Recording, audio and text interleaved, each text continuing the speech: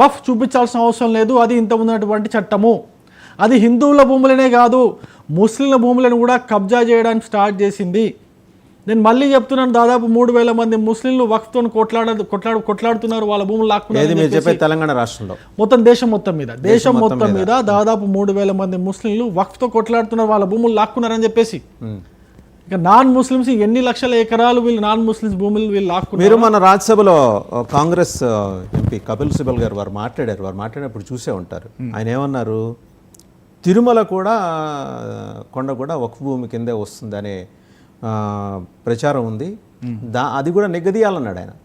Yes, ఎలా వస్తుంది చెప్పాలంటే చెప్పరు.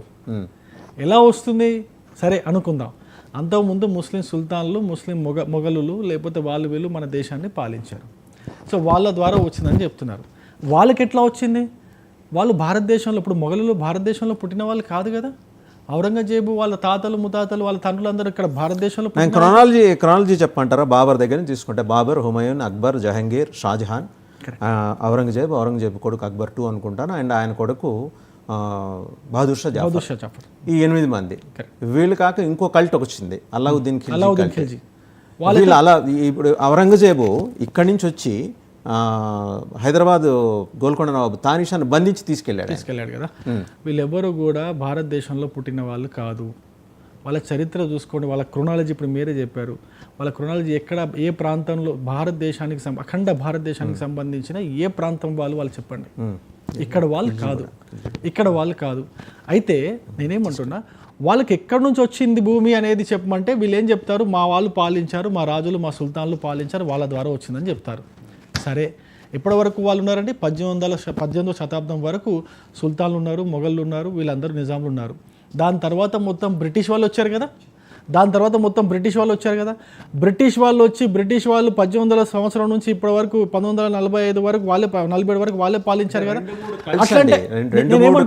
దాదాపు 800 సంవత్సరాలు పరిపాలించారు. మొఘల్స్ది క్రొనాలజీ 8 మంది ఉన్నారు. ఖిల్జీ క్రొనాలజీ వేరు. ఖిల్జీ ఏంటంటే డౌన్ వింధ్యా వరకు రాలా, అప్పర్ వింధ్యా చూసుకున్నాడు. వేరే ఔరంగజేబ్ కింద దాకా వచ్చాడు, ఇక్కడ దాకా వచ్చే గోల్కొండ నవాబుని ఎత్తుకుని పోయాడు ఆయన తానిషాని. ఎక్కడికి వచ్చినా కూడా వీళ్ళ సొంత భూమి కాదు, వాళ్ళు ఇచ్చింది కాదు. అట్లా మీరు చెప్పుకుంటే, ఒకవేళ మా సుల్తాన్లు పాలించారు, ముస్లిం రాజులు పాలించారు, వాళ్ళు ఇచ్చిన భూమి అని అనుకున్నా కూడా, దాని తర్వాత బ్రిటిషర్స్ వచ్చారు, మొత్తం దేశం మొత్తాన్ని కూడా అఖండ భారత్ని బ్రిటిష్ వాళ్ళు పాలించారు. కోల్కతా కేంద్రంగా స్టార్ట్ చేసి ముంబై, మద్రాస్ కేంద్రంగా బ్రిటిష్ వాళ్ళు పాలించిన తర్వాత ఆ భూమి మొత్తం బ్రిటిష్ వాళ్ళకి చెందుతుంది కదా. అట్లాంటప్పుడు సరే, ఇప్పుడు కపిల్ సిబల్ గారు మరి కొత్త వివాదానికి రేపొద్దున వచ్చి క్లెయిమ్ చేస్తారు, ఇచ్చేస్తారేమో గవర్నమెంట్. ఇప్పుడు అదే నడుస్తుంది, వీళ్ళ ప్లానింగ్ అదే ఉన్నట్టుంది. నెక్స్ట్ కాంగ్రెస్ ప్రభుత్వం వస్తే మిగతా ఏది అడిగినా కూడా అది ఇచ్చేటట్టుగా ఉన్నారు వీళ్ళంతా. అందుకే ఈ కాంగ్రెస్, ఈ దేశంలో పెరిగినటువంటి, మనము ఈ దేశ ప్రజలు పాలు పోసి పెంచినటువంటి పాము లాంటి పార్టీ కాంగ్రెస్ పార్టీ. ఈ పాలు పోసిన తర్వాత పాము ఏమన్నా మీకు విషమే ఇస్తుంది కానీ ఏమన్నా మీకు ఏమైనా అమృతం ఇస్తుందా? అందుకే ఈ కాంగ్రెస్ పార్టీని దూషించాల్సింది. దేశంలో ముస్లింల పరిస్థితి ఈ విధంగా ఉండడానికి కారణం కూడా